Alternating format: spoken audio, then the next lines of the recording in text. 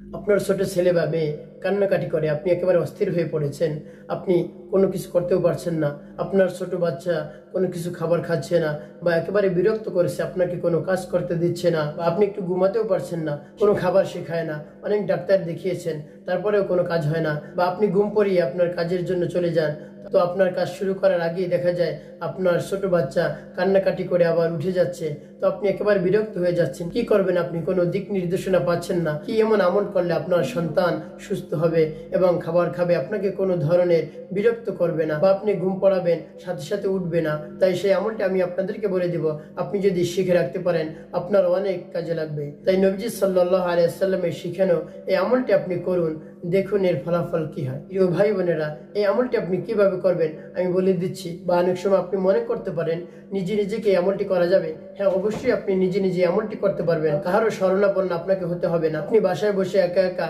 আমার দেখানো নিয়ম অনুযায়ী আপনি করতে পারবেন। তো আপনি সর্বপ্রথম উত্তম রূপে ওযু করে পবিত্রতা অর্জন করবেন, তারপর আপনার কাছে এক গ্লাস পানি রাখবেন এবং আপনি আমলটি করার পূর্বে আপনার মনকে পরিপূর্ণভাবে স্থির করুন, দুনিয়ার কোনো চিন্তা যেন আপনার মাথায় না থাকে। তারপরে আপনি 5 বার দুরূদ শরীফ পাঠ করবেন, সাল্লাল্লাহু আলাইহি ওয়াসাল্লাম সাল্লাল্লাহু আলাইহি ওয়াসাল্লাম, বা দুরুদে উম্মিটাও আপনি পড়তে পারেন, আল্লাহুম্মা সাল্লি আলা মুহাম্মাদিনিন নাবিয়্যিল উম্মিয়্যি ওয়া আলা আলিহি ওয়া সাল্লিম তাসলিমা।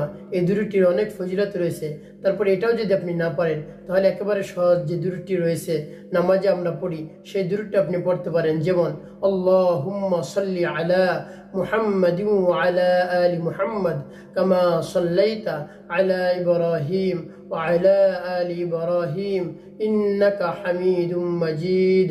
আল্লাহুম্মা বারিক আলা মুহাম্মাদিন ওয়া আলা আলি মুহাম্মাদ কামা বারাকতা আলা ইব্রাহিম ওয়া আলা আলি ইব্রাহিম ইন্নাকা হামিদুম মাজিদ। তারপরে আপনি এই নিয়মে 3 বার আয়াতুল কুরসি পাঠ করবেন, যেমন বিসমিল্লাহির রহমানির রহিম, আল্লাহু লা ইলাহা ইল্লা হুয়াল হাইয়ুল কাইয়্যুম লা তাখুযুহু সিনাতুন ওয়া লা নাওম লাহু মা ফিস সামাওয়াতি ওয়া মা ফিল আরদ من ذا الذي يشفع عنده إلا بإذنه يعلم ما بين أيديهم وما خلفهم ولا يحيطون بشيء من علمه إلا بما شاء وسع كرسيه السماوات والأرض ولا يؤوده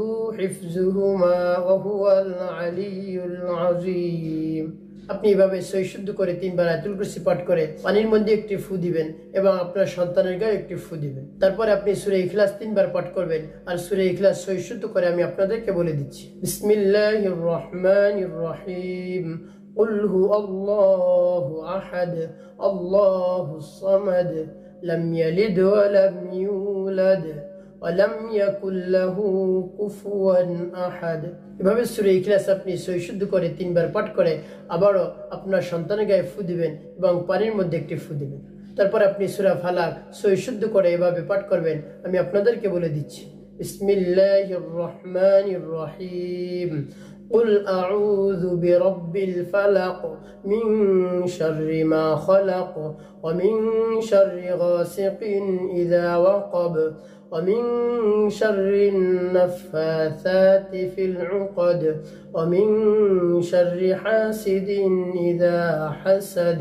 এভাবে সূরা ফালাক 3 বার পাঠ করে আবারও আপনার সন্তানের গায়ে একটি ফু দিবেন এবং পানির মধ্যে একটি ফু দিবেন। তারপর এইভাবে 3 বার সূরা নাস পাঠ করবেন, বিসমিল্লাহির রহমানির রহিম, কুল আউযু বিরাব্বিন নাস মালিকিন নাস إله الناس من شر الوسواس الخناس الذي يوسوس في صدور الناس من الجنة والناس। সূরা নাস সই শুদ্ধ করে 3 বার পাঠ করে আপনার সন্তানের গায়ে একটি ফু দিন, তারপরে পানির গ্লাসের মধ্যে একটি ফু দিন। এভাবে আয়াতুল কুরসি 3 বার পাঠ করে, সূরা ইখলাস 3 বার পাঠ করে, সূরা ফালাক 3 বার পাঠ করে, সূরা নাস 3 বার পাঠ করে প্রতিবার আপনি আপনার সন্তানের গায়ে এবং গ্লাসের মধ্যে ফু দিন। তারপরে যে দোয়াটি আপনি 3 বার পাঠ করবেন সেই দোয়াটি হলো, বিসমিল্লাহিল্লাযী লা ইয়াদুররু মা ইসমিহি শাইউন ফিল আরদি ওয়ালা ফিস সামাই ওয়া হুয়াস সামিউল আলিম। এভাবে সহিশুদ্ধ করে এই দোয়াটি আপনি 3 বার পাঠ করে আপনি পানির মধ্যে একটি ফু দিবেন এবং আপনার সন্তানের গায়ে একটি ফু দিবেন। এভাবে আপনার পানি পড়া হয়ে গেল। এখন এই পানিটি আপনি কিভাবে ব্যবহার করবেন?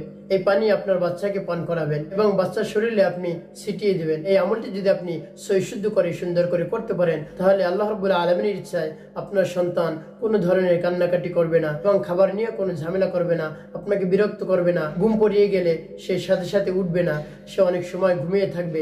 এই জন্য এই আমলটি যদি আপনি গুরুত্বের সাথে করতে পারেন, তাহলে আল্লাহ রাব্বুল আলামিন তার কোরআনের বরকতে সব ধরনের সমস্যা দূর করে দিবেন।